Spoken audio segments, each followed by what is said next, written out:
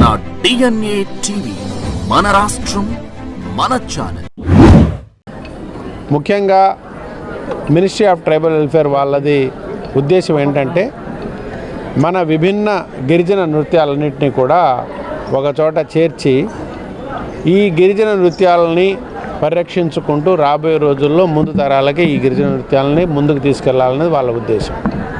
అందులో భాగంగా వాళ్ళు ప్రతి సంవత్సరం ఇటువంటి కార్యక్రమాలని మనం ప్రోత్సాహం చేయడం జరుగుతుంది. ఈరోజు మీరు ఇప్పుడే చూశారు. సో మొత్తం కూడా మనము 10 కళా రూపాలని ఈరోజు ప్రదర్శించడం జరుగుతుంది.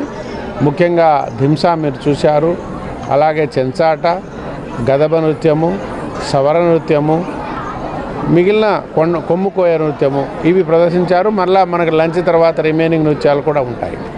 అయితే ఈ కళాకారులందరినీ కూడా మనం రాబోయే రోజుల్లో మనం ఈ కళా నృత్యాలని మరింతగా మనం ముందుకు తీసుకెళ్తాము. అదే ఇప్పుడు అనుకుంటున్నాము. ట్రైబల్ రీసెర్చ్ మిషన్ ద్వారా ఈ కళా నృత్యాలని ప్రదర్శించేటటువంటి విభిన్న కళాకారులందరినీ కూడా మనం గుర్తించాలి. స్వతంత్రం వచ్చి 10 సంవత్సరాలైనా కానీ గిరిజనుల మార్పు అనేది రాలేదు. నాకు తెలిసినంత వరకు గిరిజనుల మార్పు వచ్చిందంటే నందమూరి తారక రామారావు గారు తెలుగుదేశం పార్టీ పెట్టిన తర్వాతనే గిరిజనుల ఒక విప్లవాత్మక మార్పు వచ్చింది నేను చూస్తున్నాను. ఇతర అంతకుముందు పటేల్ పట్వారి వ్యవస్థ ఉండేది. కానీ గిరిజనులకు ముందుగా స్వతంత్రం వచ్చిందంటే ఎన్టీ రామారావు గారు పార్టీ పెట్టినప్పటి నుంచి. ఎందుకంటే గిరిజనులకి కూడా ఒక ఓటు హక్కు ఉంది. డాక్టర్ బిఆర్ అంబేద్కర్ అందరికి అవకాశం కల్పించారు. కానీ మన ఓట్లు ఎవరేసుకుంటారో మనకే తెలియదు. కానీ మన ఓటుకు విలువ వచ్చింది.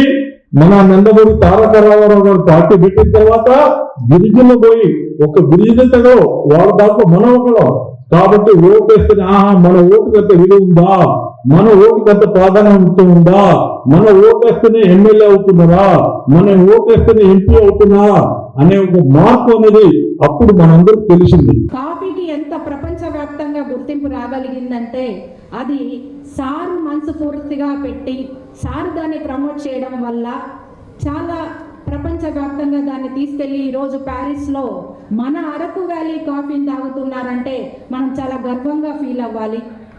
అలాగే దింసా అంటే ఎక్కడో మారుమూల గిరిజన ప్రాంతాల్లో ఏదో వాళ్ళ గూడెల్లో చేసుకుంటారు అని కాకుండా ప్రపంచవ్యాప్తంగా దాన్ని చూసే విధంగా తీసుకెళ్లిన ఏకైక విజనరీ లీడర్ మన ముఖ్యమంత్రి గారు నారా చంద్రబాబు నాయుడు గారు.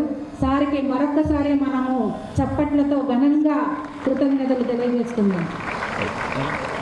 అలాగే మన సంస్కృతి సాంప్రదాయం చూస్తే ఒక దింసానే కాదు, కొమ్ముకోయ కానీ, సవర ఆర్ట్ కానీ, ఇంకా చెంచాట కానీ, అలాగే తప్పట్టు గుళ్ళు కానీ, నెల్లూరు నుంచి చాలా చక్కగా కళాకారులు వచ్చారు ఇక్కడికి, నంద్యాల నుంచి, అన్నమయ్య నుంచి, అలాగే మన బంజారా లంబాడీ వాసులు కానీ నిన్న ఎంత చక్కగా డాన్స్ వేసి ఇటువంటి కళలన్నిటినీ కూడా పుట్టినిల్లు ఈ గిరిజన సంస్థ.